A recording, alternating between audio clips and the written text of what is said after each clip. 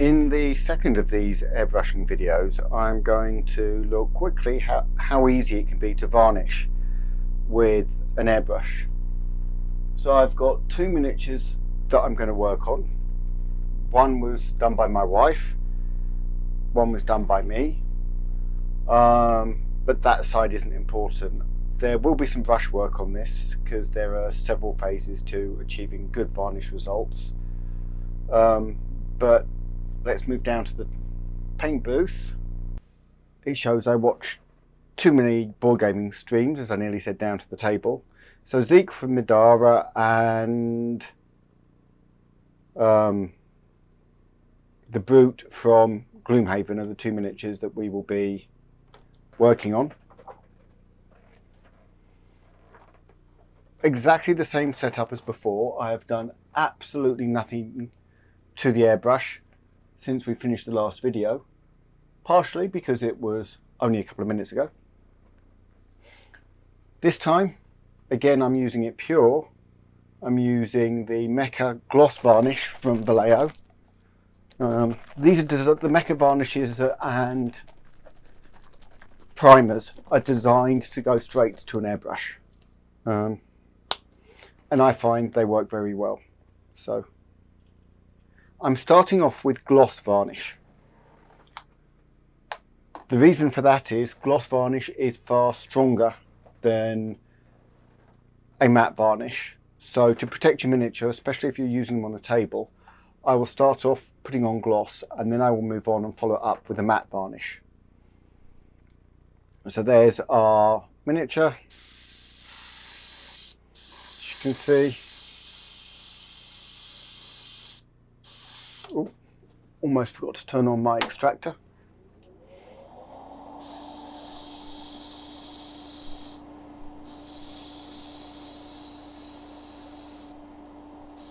Gradually, he's getting quite a glossy finish on him.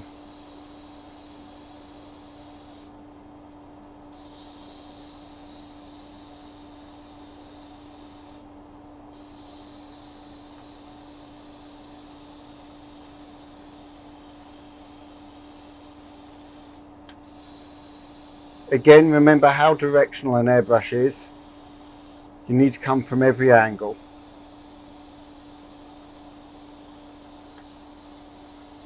And make sure he's got a good layer on him, so he's got a nice shine.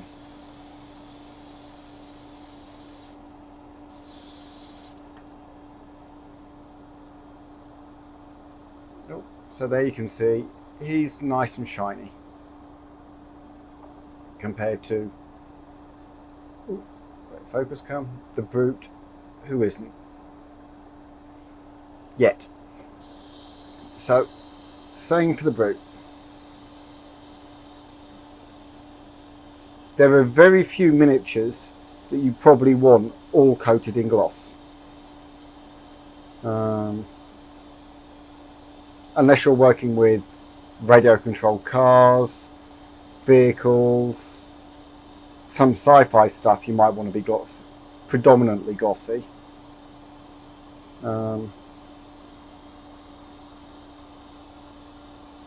But generally satin or matte are your best overall tones. Most of the time I opt for matte, and then as you'll see shortly, I move up and I paint in any of the other types I need.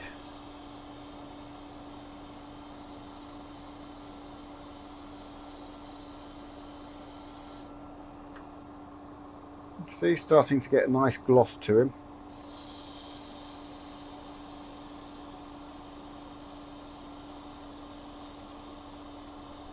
With miniatures for board games, you generally want to make sure they're well protected because they're going to get handled and battered around a lot. So, gloss done nicely on both. Now to cleaning, this time without throwing paint all over myself. So again, get a bit of tissue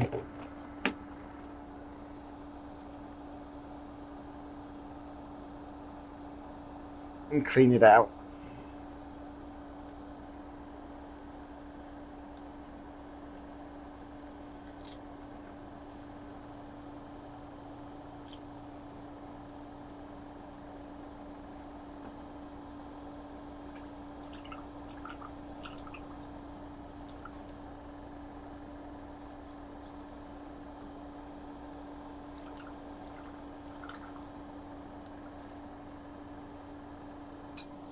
Now as the varnish comes out clear, I'm less panicky about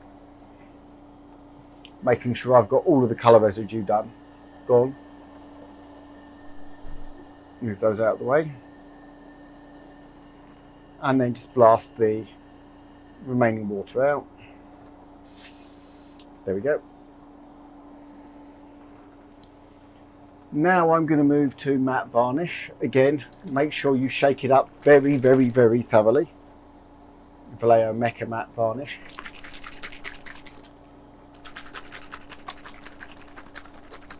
There are other similar size and similar looking varnishes. Make sure you've got the ones that say Airbrush, otherwise they'll be too thick for you. And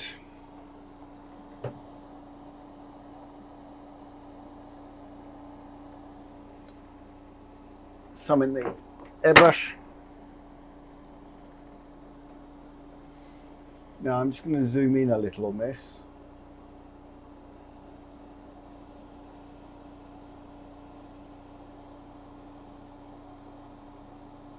There we go. So you can see how glossy that finish is. Now I'll start on the side there because that shows it really clearly. So I start to come in with the matte.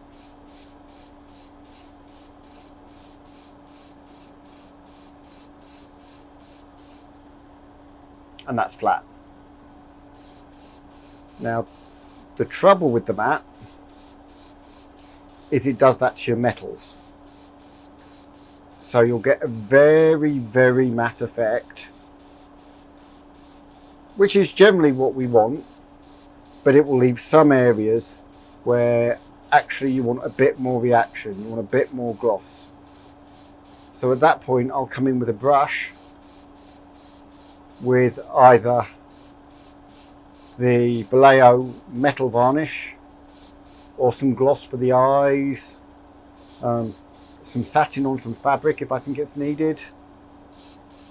But to start off with, I'm just making sure I've cleared away all of the gloss.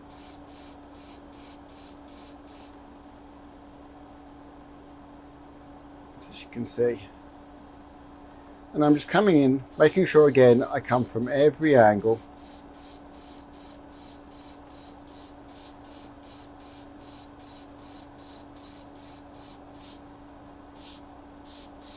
Now with 2 layers of varnish, Zeke here will be able to take quite a battering before he gets damaged. Same with the beast.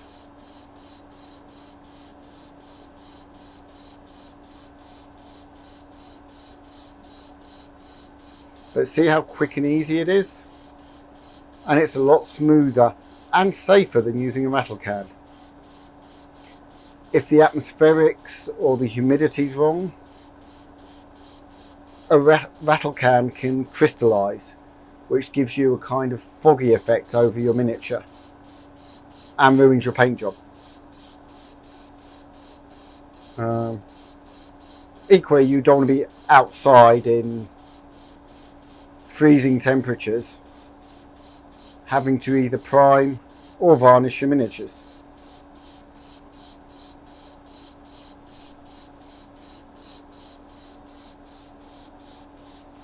Again, every angle, making sure I've got good coverage and that all of that gloss is gone.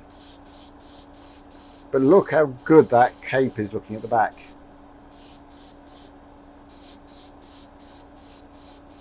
Matte varnish looks really good, but it can highlight any mistakes, but it also highlights what you've done really well. And my wife has done an absolutely sterling job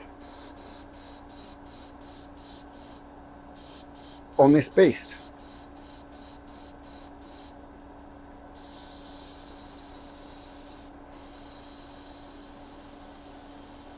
Now I'm just going to come back and give a second coat over the top of Zeke.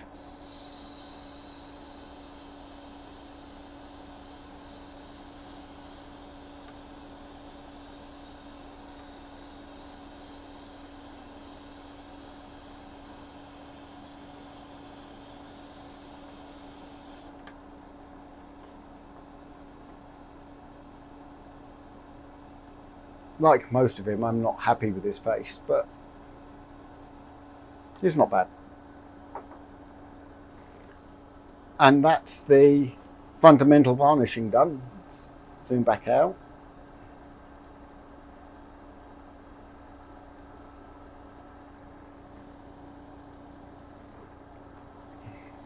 Cleanup's exactly the same as before. Again, the throwing the paint over yourself is optional and not recommended.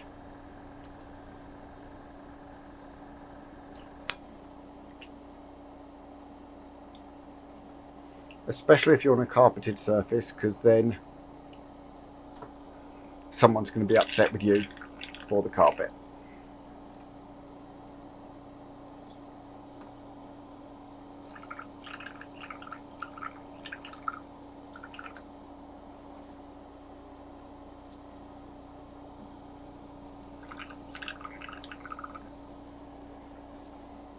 A little bit left in there, so let's give it another quick. Yep, that's pretty clean. Down. Just there we go. You can hear the air change as the last of the water goes through. Bit of airbrush cleaner. Blow it back.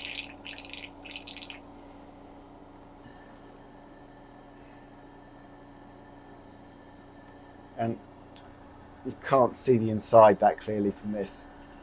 There we go. Sound changes. And it's done. Bit of water.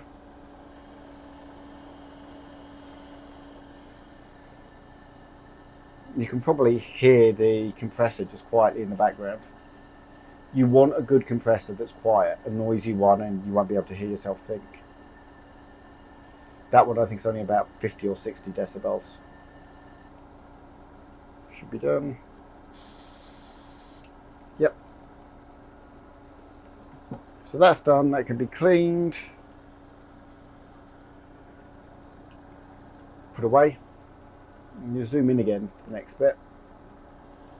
And we're going to look at Zeke, who is very, very flat right now.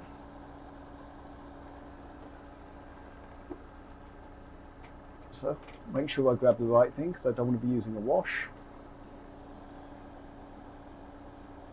Vallejo Metal Varnish.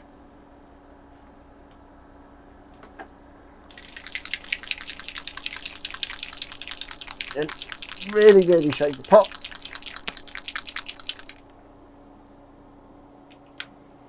Just a couple of drops on my palette.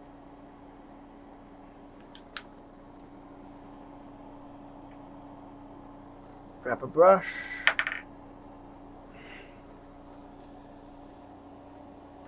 And all I'm doing is going over the metal areas.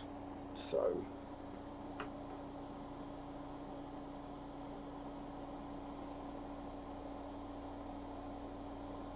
and you'll see how the shine starts to come back into the metal, having been completely flattened by the matte.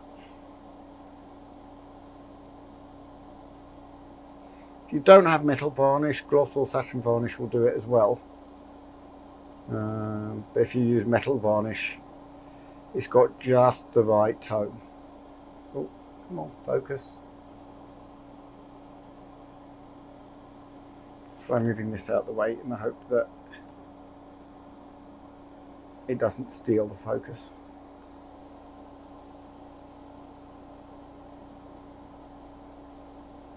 So just the metal bands there. Anywhere that's got metal really, you then need to go and just bring back up.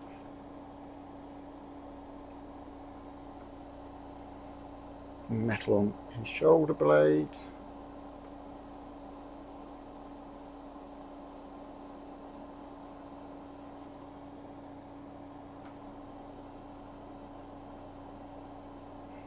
You're just putting the shine back in.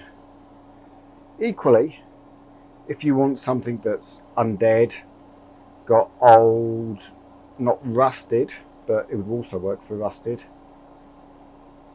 metal, then you might want to leave it matte. I've got some creatures that I've left the metal matte on just because I didn't want it to have a new looking shiny effect.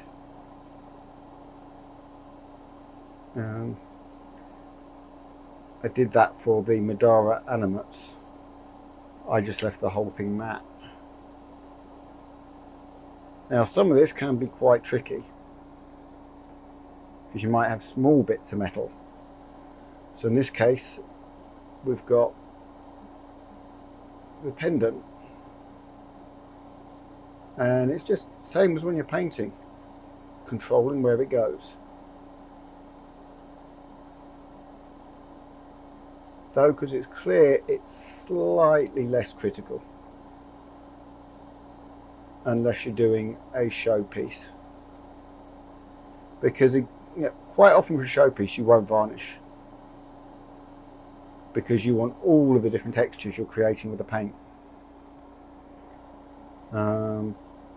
But anything that goes to table needs to be varnished, or you'll very quickly find that all your hard work is gradually getting destroyed by people handling it.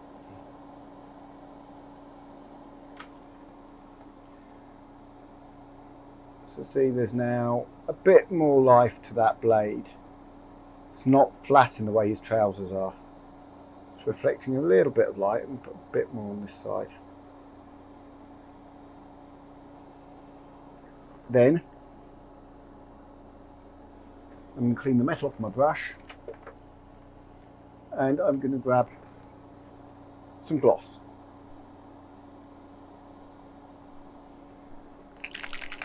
Again, give it a really good shake.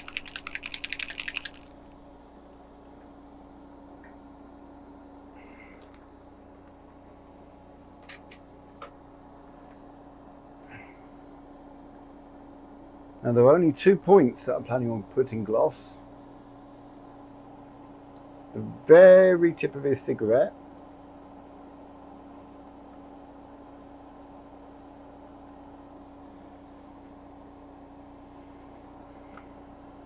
and the hard part, his eyes.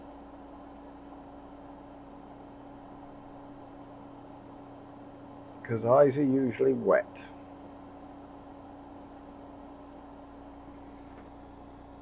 And there you have it. Zeke's all done and ready to go. So, quick, easy varnishing with an airbrush. I'm hoping to do one more of these which just shows base coating and some of the tricks you can do just above a base coat. But airbrushes are nothing to be scared of. They're just another tool. They're just another brush to use. They're another part of your repertoire. They don't do anything. They're not all singing and dancing, but they're a good basic tool for laying down a good base layer. They'll do a very good flat base layer, as we'll see in the next video. So I hope you enjoyed it. If you did, remember to subscribe, hit the like button. If you want to see more, hit the notification button. And the more people that like and subscribe, the more content I'll put out. So I'll see you next time, and keep painting.